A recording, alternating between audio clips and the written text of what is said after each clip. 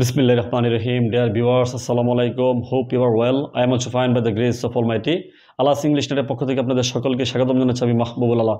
বন্ধুরা, আজকে যে লেসনটি নিয়ে আলোচনা করব সেই লেসনটি হলো অ্যাডজেক্টিভ ক্লজের উপর। বন্ধুরা, আপনারা জানেন যে অ্যাডজেক্টিভ ক্লজ একটি কমপ্লিকেটেড ক্লজ, যার কারণে এখান থেকে যদি বিভিন্ন সময় কম্পিটিটিভ এক্সামগুলোর মধ্যে প্রশ্ন এসে থাকে তখন কিন্তু আমরা অ্যাডজেক্টিভ ক্লজটি নির্ণয় করতে পারি না।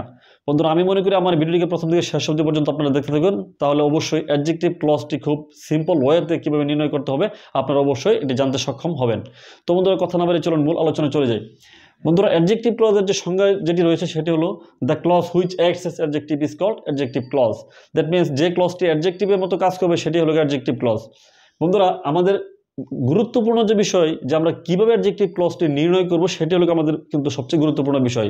বন্ধুরা, এখানে আপনারা এইটুকু শুধু মনে রাখেন যে অ্যাডজেক্টিভ ক্লজটি হলো নাউন বা প্রোনাউনের ঠিক পরে বসে ওই নাউন বা প্রোনাউনকে মডিফাই করবে এবং তার সম্পর্কে বাড়তি তথ্য দিবে। এটিই হলো মেনলি অ্যাডজেক্টিভ ক্লজ। শুধুমাত্র আমরা যদি এতটুকু মনে রাখতে পারি তাহলেই কিন্তু আমরা অ্যাডজেক্টিভ ক্লজটি নির্ণয় করতে পারবো। বন্ধুরা, এখন অ্যাডজেক্টিভ ক্লজ এবং অ্যাডজেক্টিভের মধ্যে একটি পার্থক্য রয়েছে। যেমন অ্যাডজেক্টিভটি নাউনের পূর্বে বসে বা লিঙ্কিং ভার্বের পরে বসে ওই নাউন বা প্রোনাউন সম্পর্কে তথ্য দেয় বা তাকে মডিফাই করে, কিন্তু অ্যাডজেক্টিভ ক্লজটি হলো শুধুমাত্র নাউন বা প্রোনাউনের ঠিক পরেই বসে তার সম্পর্কে বাড়তি তথ্য দেয় বা তাকে মডিফাই করে। শুধু এতটুকুই পার্থক্য। বন্ধুরা, অ্যাডজেক্টিভ ক্লজ শুরু হয় কিন্তু রিলেটিভ প্রোনাউন এবং রিলেটিভ অ্যাডভার্ব দিয়ে। বন্ধুরা, তাহলে রিলেটিভ প্রোনাউনগুলো আমরা একটু দেখে নেই যে হো, হুইচ এবং দ্যাট এই তিনটি কিন্তু সাবজেক্ট হিসেবে বসতে পারে, আর হোম হলো অবজেক্ট আর হোস হলো পসেসিভ প্রোনাউন। আর রিলেটিভ যে অ্যাডভার্বগুলো রয়েছে সেগুলো হোয়াই, হোয়ার, হোয়েন, হাউ এগুলো দিয়ে কিন্তু অ্যাডজেক্টিভ ক্লজ শুরু হয়।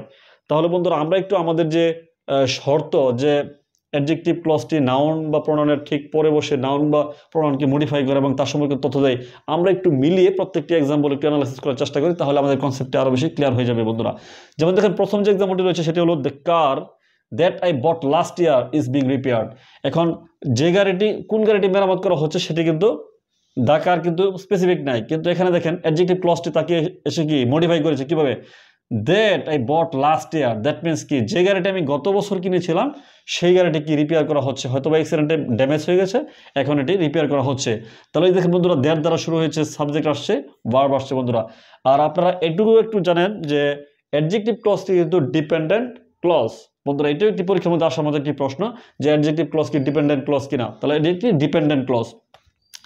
এখানে বন্ধুরা এটি হলো অ্যাডজেক্টিভ ক্লজ। আর বন্ধুরা, the car is being repaired এটি হলো মেইন ক্লজ। বন্ধুরা, সেকেন্ড যে এক্সাম্পলটি দেখেন বন্ধুরা, the man who lives next to my door is an engineer. That means the man, এখানে ওই ম্যানটার কথা বলা হয়েছে যে ম্যানটি কি আমার পাশেই থাকে। তাহলে হো দিয়ে শুরু হয়েছে, এখানে হোটি কিন্তু সাবজেক্টের কাজও করেছে। বন্ধুরা, লিভস বা আমরা ক্লজ পেয়ে গেলাম, এই যে ক্লজটি এটি হলো অ্যাডজেক্টিভ ক্লজ। বন্ধুরা, তাহলে the man who lives next to my door is an engineer. বন্ধুরা, থার্ড এক্সাম্পল দেখেন Karim who is my friend. এখানে করিমের কথা বলা হয়েছে, করিম সম্পর্কে বাড়তি একটি তথ্য দিয়েছে। বন্ধুরা, কি Karim who is my friend lives in USA.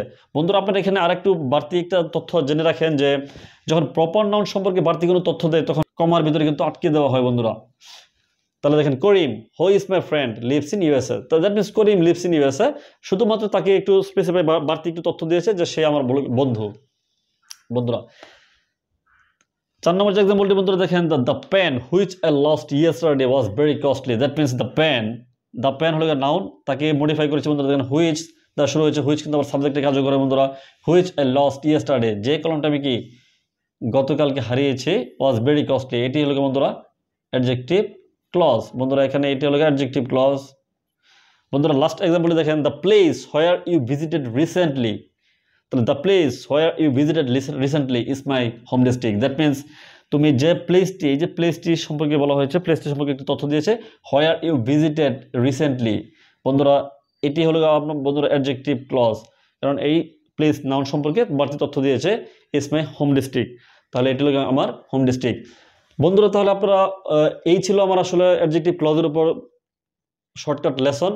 তো বন্ধুরা, আমি মনে করি আপনার এই লেসনটি অবশ্যই আপনারা উপকৃত হয়েছেন এবং আপনারা অবশ্যই এখন অ্যাডজেক্টিভ ক্লজটি নির্ণয় অবশ্যই করতে পারবেন। আমি যাওয়ার পূর্বে আবারও একটু করে বলে যাচ্ছি যে শুধুমাত্র এই একটা হিন্টসে আপনারা মনে রাখবেন যে অ্যাডজেক্টিভ ক্লজটি হলো কি, সেটি নাউন বা প্রোনাউনের ঠিক পরে বসে যে ক্লজটি ওই নাউন বা প্রোনাউন সম্পর্কে বাড়তি তথ্য দিবে, সেই ক্লজটি হলো মেইনলি অ্যাডজেক্টিভ ক্লজ। শুধুমাত্র বন্ধুরা এই জিনিসটি মনে রাখবেন, তাহলে অবশ্যই অ্যাডজেক্টিভ ক্লজটি আপনারা খুব ইজিলি ওয়েতে নির্ণয় করতে সক্ষম হবেন। তো বন্ধুরা, আমার এই লেসনটি কেমন লাগলো আপনারা অবশ্যই কমেন্ট বক্সে জানাবেন। আর যদি আমার এই লেসন থেকে যদি বিন্দুমাত্র উপকৃত হয়ে থাকেন তাহলে অবশ্যই চ্যানেলটিকে আমার সাবস্ক্রাইব করে দেবেন। আর যারা ইন দ্য মিনিট সাবস্ক্রাইব করেছেন অবশ্যই আপনাদেরকে অসংখ্য ধন্যবাদ জানাচ্ছি। তো বন্ধুরা, আজকের মতো এই পর্যন্ত। সকলে ভালো থাকুন, সুস্থ থাকুন। আসসালামু আলাইকুম।